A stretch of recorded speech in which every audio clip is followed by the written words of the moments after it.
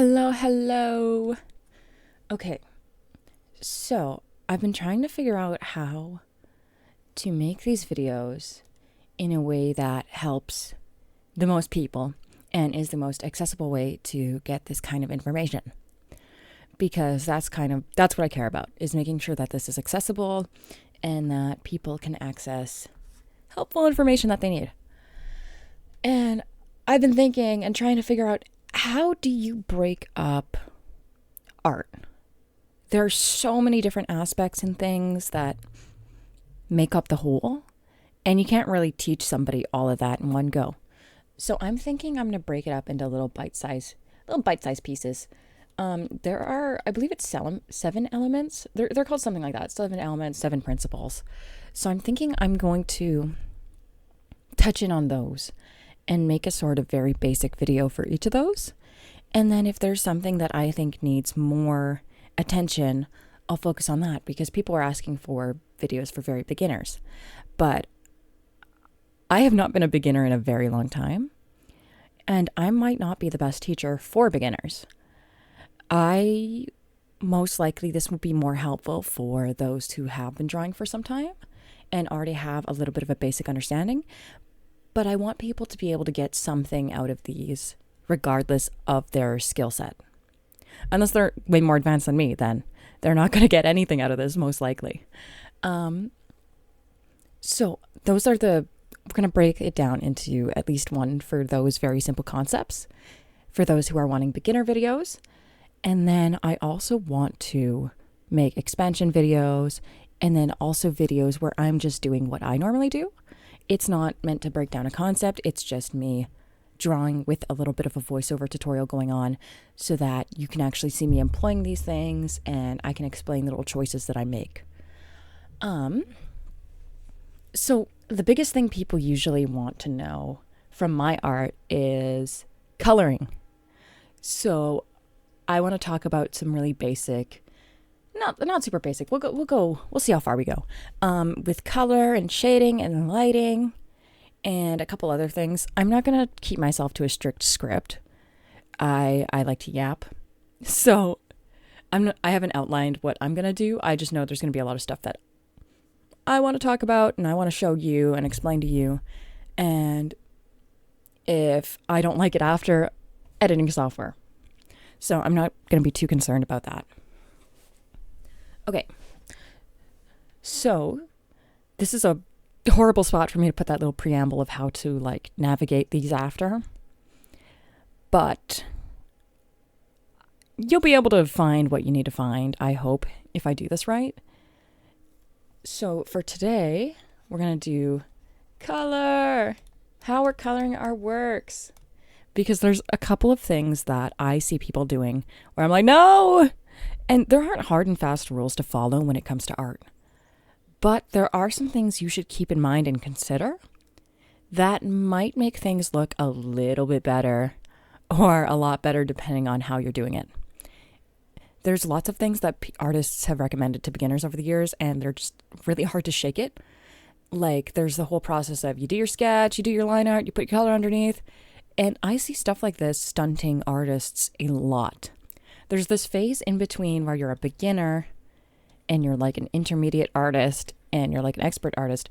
And this phase in between, all the way up to about this point, people are getting stuck because they're being told things like, shade with purple, don't use black, do it this way, do it that way.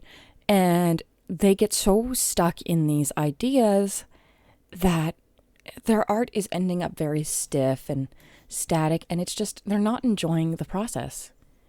I know I myself was sticking to that process for a very long time, and I did not enjoy it whatsoever. My art was taking me hours, I wasn't happy with the result, and it wasn't what I wanted. So I started following artists that did it on one layer. I stopped trying to follow this linear progression of, you start with the basic anime tutorials, and then you go up, and then realism. Basic anime tutorials do not lead you to realism. You're studying. They try to make it seem like this is the way to go, but you're studying areas from here and here and here and here. You will progress so much faster if you just focus on the area that you yourself want to learn. And for me, this was painting semi-realistic. If you've ever seen Sakimi-chan's work, she was a big inspiration to me as a kid. And I really wanted to paint like her. I know a lot of people don't like her, but from a technical standpoint, her art is incredible. And it opens up a lot of avenues for learning. A lot of the time we watch speed paints and it's very, very hard to catch what people are doing. So slowed down tutorials of people just painting and talking over it has been super helpful for me. And sometimes I'll even speed these videos up when they're drawing in real time, just because I've gotten to a point where I can see what they're doing and understanding it and applying it to my own art. And that's one of the biggest things we're going to be focusing on is, instead of hard and fast rules of here's the steps you follow, do not do this, do that, we're going to approach it in a way that is more relative, which I think is way, way, way more efficient in your learning, is understanding these concepts and applying them to your own art. And I'll say that again, understanding the concepts and applying them. I'm not talking rules where it's, oh yeah, you draw a head from the side profile. Oh man, you draw a line like this, and then that's accurate. That's a face. That's how it works. No. Because what if you put your angle out too far? What if you want to draw in a style where you have a really big nose? There's no room for your big old nose. Stupid. It helps when you're very first learning, but it becomes detrimental to your learning very, very quickly. And that is the point where people need to break out of. So I'm going to show you concepts in hopes that we can break out of that. Where to start? Okay. Number one thing, I see people drawing on white a lot. We're not going to do that. You can do that if that's what you like. But when you're drawing on white, when you're drawing on white, this is bright. This is blinding. I've not drawn like this in a long time. I go to draw, maybe I'll make my sketch in black. Whoops.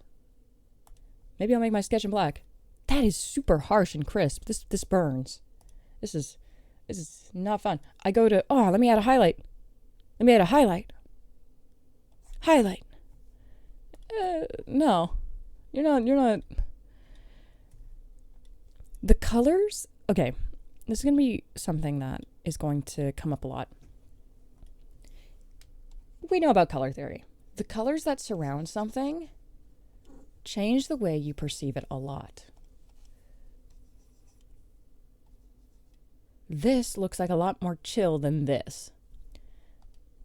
And that's something that I want to focus on a little bit, is understanding that everything should be in relation to each other.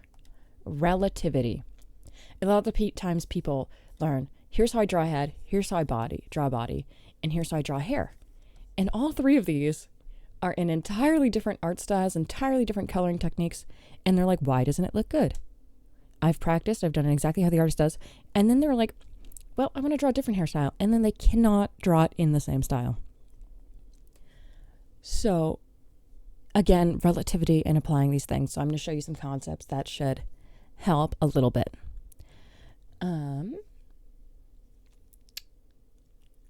That's another thing I'm just going to touch on really quickly, because I'll do another video about this maybe.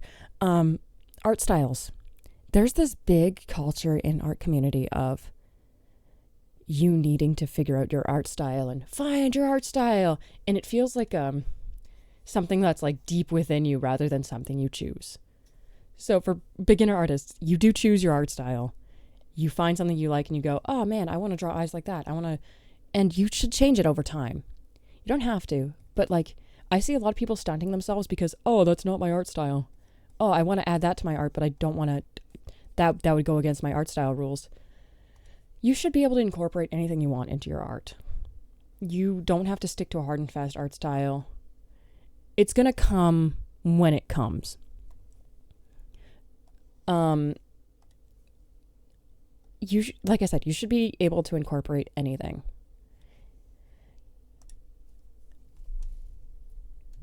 Because it's your art style. You know how it works. You invent it. You invent it. You don't have to follow these made up rules that you've created or somebody else created for you. That's silly. So the first thing I want to talk about is, where should we start? Color wheel. This guy. I made myself a note. Where did I put it? I wrote down stuff that I wanted to show you.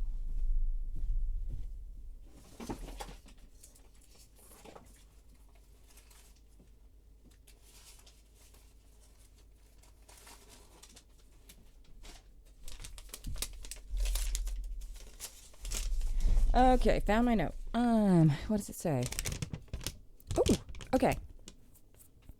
Right. So we're focusing on relativity. Now, when you're starting a piece, something I see people do is they throw down the base colors and they do the background after. No. What we're going to do is background number 1 always. And this is because the background is actually going to affect everything going on inside. Everything. And I'll show you what I mean. So keeping that in mind, background first, absolutely. And then the other thing is temperature. I'm sure you already know about warm colors versus cool colors. That's Artist 101. Everybody knows, warm, cold, warm, cold. And then when you start a painting, you go to actually employ these techniques and say I'm starting a person and we'll draw a little flesh circle. And, well, I've already actually started doing it. Maybe let me pick something a little bit more neutral. There, very neutral. I want warm lighting and cool shadows. That's another thing. Warm lighting, cool shadows, warm lighting. That's usually how it goes because they contrast against each other. There are cases where this doesn't apply, but most of the time that's what's going to work and look most natural and stop being muddy. It's also going to be complementary. It'll look way better. If you look hard enough in real life, you'll notice it. So this is a very, medium light situation. It's not low. So we'll take out some of the saturation. Sometimes I like to saturate a little bit more in my shadows. And then I'm going to take the color wheel and move it slightly. And you want to move this every time you go. You want to hue shift a little bit. And that's just going to make your colors a lot more dynamic. So we'll go in and we'll paint a cool shadow. And this looks very harsh, doesn't it? But I'll show you how to fix that. And this is a very cool shadow. Okay. And because the shadow is cool, I'm sorry. I completely missed what I was going to show you there. I got distracted. Cool. This is relative. This is a cooler color than this. When I say draw a cool shadow, you're probably thinking, oh yeah, time to whip out the purple. Looks amazing. Great job. Yeah, dark purple shadow. Not relative to this. Not relative whatsoever. And people cheat this by using multiply layers. I'm not going to say it's cheating. I do them too as a way to unify things. But you should know how to do it without using those sorts of things. So then, because this is a cool color, the highlight is going to be warmer. Ooh. Okay. Now we're getting somewhere. Doesn't look very good, does it? And that's because it doesn't have there's nothing telling us about the surface of this. So we'll blend this out. This will be a very soft light. This is like there's a big light in a room and it's not really directly shining. That's what this is going to be. So we'll blend that out, make it in. There we go. Much better. And that's a bit more dynamic. This is a very hard shadow. So I'm going to blend it out a little bit. I don't want it to be so harsh. But as you can see, those colors work very nicely together. Beautiful. Okay. And then this part is going to be very dark. And I'm going to make it saturated because the light is going to come and bounce off of this guy and towards the floor. So a more intense version of this color is going to show up on the floor regardless of the material it is. So if we had drawn like a floor here, that is when you would consider the color of the flooring. I'm sorry if that doesn't make sense. I'm really hoping it does. But we'll pretend the floor is gray because it is. And there's going to be a very harsh line here. It should be darker. Oh my god, is that black? Oh my god, we can't use black, guys, don't you know? But sometimes there's places where light doesn't touch. Shadows are not an addition, they're a subtraction. They're an absence of light. Keep that in mind. So anywhere light doesn't hit, throw a shadow on there. Okay. So you can already see it's looking better when I blended that because this is mirroring the reflection of, it's going bing, bing, bing. It's bouncing up and down, if that makes sense. So because this is skin, light travels through it a lot. And what's underneath your skin? Blood. So there's going to be a little bit of, because it's bouncing in between and reflecting light up, there's going to be like a redder color of the blood underneath. So we'll blend that in. It doesn't have to be the whole shadow, just some of it. Very good. Very good. Starting to look very good already for a flesh ball. And then usually I like to add, especially when you're in a dynamic lighting, a much brighter light. So this is really going to tie it all together. We'll go, and of course it's warm, but it's not going to be super saturated. This is going to be, and then right where this hits, we're going to draw let's make it a square light. Just cause we can, so we can show you some more concepts. Oh, this is a really funky shaped light, actually. I maybe should have considered that a little bit more. I'll cheat a little bit, make it look a little bit better for you. Okay. So if that's our harsh light, again, it's going to push through the skin and give us some very bright colors of this like blood that's going on. And I'm just going to add a little bit of redness because I don't actually like this color. I'd use a lot of blending, so the colors you pick are going to be probably a lot different from the colors I pick. Because I do a lot of smearing. My colors are intended to be very, they talk to each other. So I don't worry too much about them being relative right off the bat. And then I need to change the angle at which I blended. Okay, that's very small. It's a very small light, but you gotta see. It should be bigger. Make it bigger.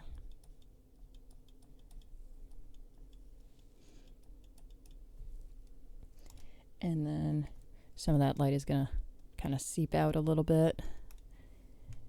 And then we had the more saturated light before, right? But this one's a lot more desaturated, so that's going to hop on. And it's really just a layering, like I said, relativity, how the things affect each other. The soft light adds this. The soft light is warm, so it adds this. The light bounces, so it adds this. There's blood underneath, so you add these. And this should change for all of the things that you apply.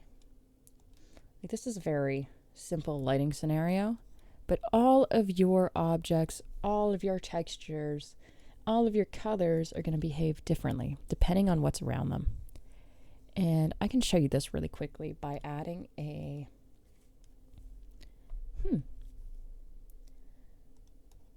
let's say there's a random leaf here. Am I going to color the leaf nicely? No, because I hate coloring plants and I don't want to make this a whole thing. He's just here for an example. Actually, I'm going to move my leaf. I like where he is, but he's in the way of the light, and there's our leaf, right? Okay. So our leaf is cutting off that light a little bit. And so there's going to be a cool shadow because our light is warm. So there's going to be a nice cool shadow where Mr. Leaf is. Okay. But Mr. Leaf is green. So believe it or not, there's going to be a little green reflection hanging on in here. And then this is going to seep out a little bit.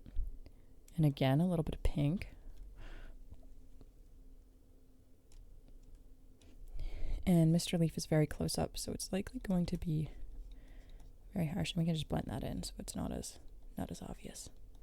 Oopsie. Damaging my colors and blending them into the background. Whoops. But yeah, so when you have objects that are colored, they should always impact each other a little bit. If you have something that's super shiny, reflects a lot of light, this is going to be like super green. This is going to be a big old reflection.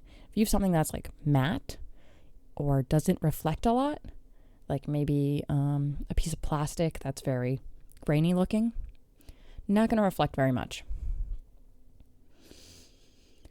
So that's a few concepts of relativity and keeping your surroundings in mind. And this is why when we want to make a painting, we want to keep the background in mind first. So this is one of my favorite lightings to do is big blue sky, and I have my character, and we'll keep the same tone because I want to teach you how this relativity works. And we'll just make a really well colored stick man. Okay. So this is my stick man, and he's that's a bit bright. Okay. He's hanging out in the dark green grass, and there's some pretty clouds, which I'm going to go into the blue for because the clouds are also affected by the blue. Who knew? But they are. They're not bright white. They're affected by the blue. And then something about skies is actually, you would think they'd be bluer down at the bottom, but I like to think of it as the Earth is a sphere. When you're standing here, you're looking through way more blue sky particles than you are if you're looking that way. It's hard to explain. So by that logic, it's way bluer up here. So you can pick like a super bright blue and go, and you'll see that in pictures. Okay, and then for our other environment, this is going to be cool lighting, warm shadows. That's usually what it is. We'll draw a very, maybe like a red room. A red room. And our guy is going to hang out here. And as you can see, he already looks quite different. And then he will have a purple floor because I decided. Okay, here's my little guy in his super boring bedroom. And this is my guy who is free and way happy. So for this environment, this color works because the light is going to, from the sky, is going to create reflections that make the shadows cool. And I like to start with a color that is already impacted by the environment. So this is going to make the shadows cool as well. But that's going to be like the mid-range shadows. You know what I mean? Oops. Okay. I'll just go a little bit darker because he's in a dark room. He's not very lit up. A little bit desaturated because there's not as much light in here. And a little bit more red because the environment is going to impact him. Now, it seems like a big difference because it is. But I'm not going to change it because I don't want to. Okay, so we have the same guy in different environments. Now, the next thing we need to do is define the light. For this guy, there's going to be a very soft blue light going on. You know, it's coming down from the sky all around him. Cool. For this guy, we're going to add a nice, cold. We're going to do cold lighting. A nice cold pink ceiling light. And this is going to be very dramatic just because I'm trying to show you stuff. So there's this big ceiling light, and it's coming straight down because that's easy and I don't care. And then let's say it's a bright sunny day just so we can show you this. And oh, the sun. Oh God, the sun. And then it's going to get desaturated because that's going to be an ugly green color if I don't. Oh, the sun shining onto him so hard. Okay. So where the sun directly hits, there's going to be, oh, it's so bright. So bright for this poor fellow. We'll draw around him. And then, because the shadows are going to be very cool, and because he's outside and all this stuff is bouncing around, I'm going to make them very warm. And because the light's cool, make the shadows warm. I'm going to make them very saturated because there's a lot of stuff bouncing around and it's just going to be a little bit more impactful. There's a lot of color going on, so I'm going to give them lots of color. There we go. There we go. And now he's got the lights from the thing. And we'll shade him a little bit more because his whole body's going to be a little bit darker because his big old head's in the way. And then the light is very bright, so there's going to be a big old reflection of all his pink stuff. There's light there. Right. And then we're going to do a little bit of a softer, more saturated, where he's taking on the glow of the sun.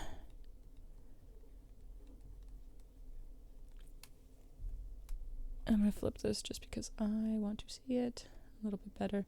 There we go. And then you could just kind of see how you would use those concepts. And then to finish him up, I'm just going to blur my ugly stick man a little bit so his shadows. You would be using soft and hard edges if you were actually painting something. And then for this guy, we're going to start playing with that. This is a softer light. So the first thing that's going to happen is, there's some light going on. Come down on his head. It's very, we'll make it intense like the other one so we can really see. There's that light. And then the shadows are going to be warmer and go up this way because he's in a cool environment. So we'll do some warm shadows, as you can see. This is more common. Is what you'll see is cool, light, warm shadows. This is what most scenes in real life are lit by if you look around. Because you want to start looking at your environment and trying to spot these things so that you can understand how the stuff around you works. So you can paint it.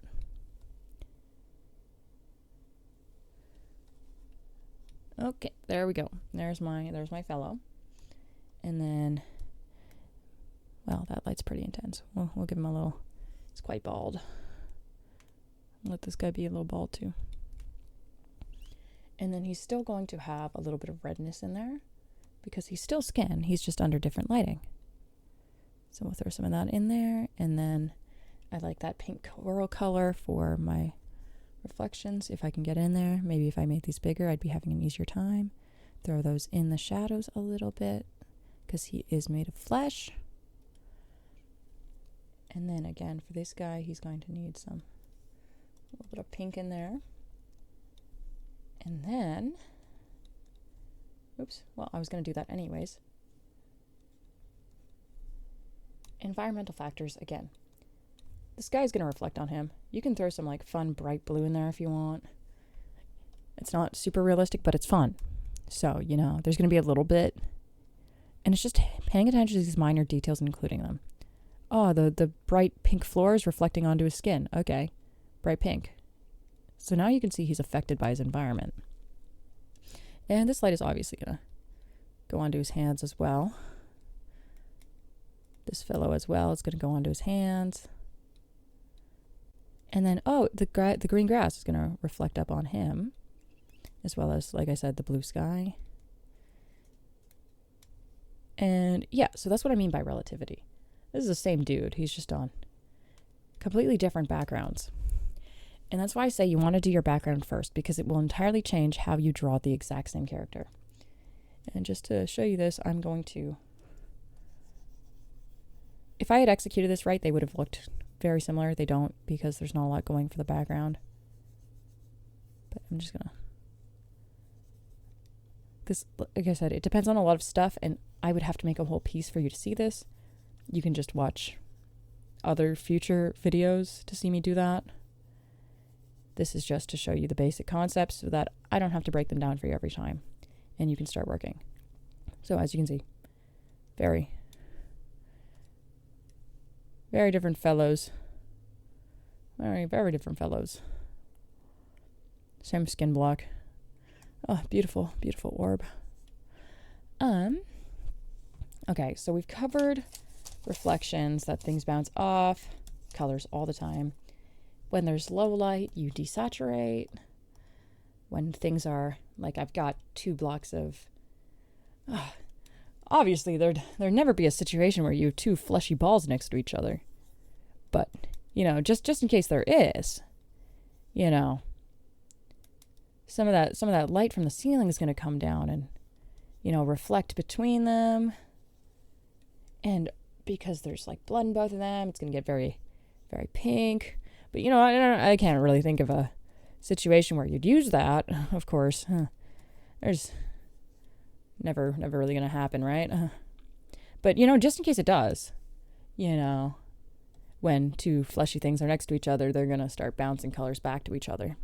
Or, things in general. But, this is just in case there's, I don't know, something like that comes up. Probably won't, but, just in case. Oh, here, I'll show you. I use this blend brush a lot. I think this is a Clip Studio Paint default. This is why I bought Clip Studio Paint, because it has the tools I like. But this is something I also like, if I can find it. Paint and apply. This is the goat. Use this brush if you want to cheat sheet art that looks similar to mine, because it saves you so much time. Watch this. Check this out. I don't know if this will work if you use your finger. You kind of have to have a pen tablet, I think, because it uses pressure points. Oh, check that out. Oh, man. And then once you've solved the puzzle of light already, you don't really have to do it again, because you just color pick and cheat. Oh man. This is really good. It's not really showing because I suck, but isn't that a beautiful, beautiful, sexy blend? So keep your reflections in mind, keep the distance of objects in mind on how far they are away from each other, the light level, the direction of the light, the reflections of objects, drawing the background. And I don't mean you have to have a fully rendered background right away. No, you should work on it at the same pace as everything else because you want them to be cohesive. But you should have some idea of a background. Usually mine looks like something like this, where I'm like, because otherwise you can't tell that the colors are going to look weird after, and it's just hard to come up with a background after. Oh man, teal room. Oh, maybe it's the sky, and then there's some trees, and I'll scribble something in like that. And then something else I do is I layer colors with the vibes I want first. So I'll be like, oh man, I kind of want like a brown room sort of vibe. That's not brown. Brown room sort of vibe, and then I want my character to be, contrasting. Keep in mind your values as well. Your values are like the biggest thing. I'll do another thing on that. I want it to be a pink vibe, and I'll color the whole character pink, just because I want it to be cutesy. And then I'll go in on another layer and add all of my like base colors, because then they're all affected by the same shades. And then everything is cohesive and unified. So that's something else you can do. I'm going to stop here because I don't want this to go on forever, and I want you to all be able to have like a starting place and something to work off of. But if there's something you feel like I didn't talk about enough, or something you just want me to talk about or show you or whatever, let me know. I'll do it. But I want to make sure that this isn't, a pain for you to go over. So I know this is long, but that was also some very basic concepts. We kind of rushed through it a lot. There was a lot of talking. But yes, I will do more where I'm just drawing and talking over it and things like that. I don't know how much patience you have, but I don't really care. I'm going to do it how I'm going to do it, because I would rather you have the most comprehensive understanding you can have from me than for you to have bite-sized TikTok pieces of junk that you'll continue scrolling on with. If you're seeking this out, you're seeking out education. You're not doing it because you just want some content. So I'm going to try to keep that in mind.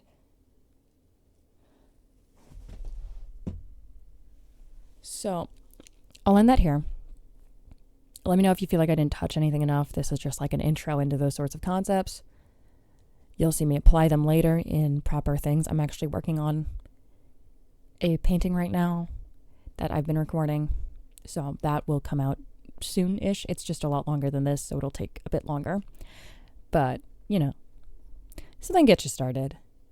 Alrighty, bye-bye.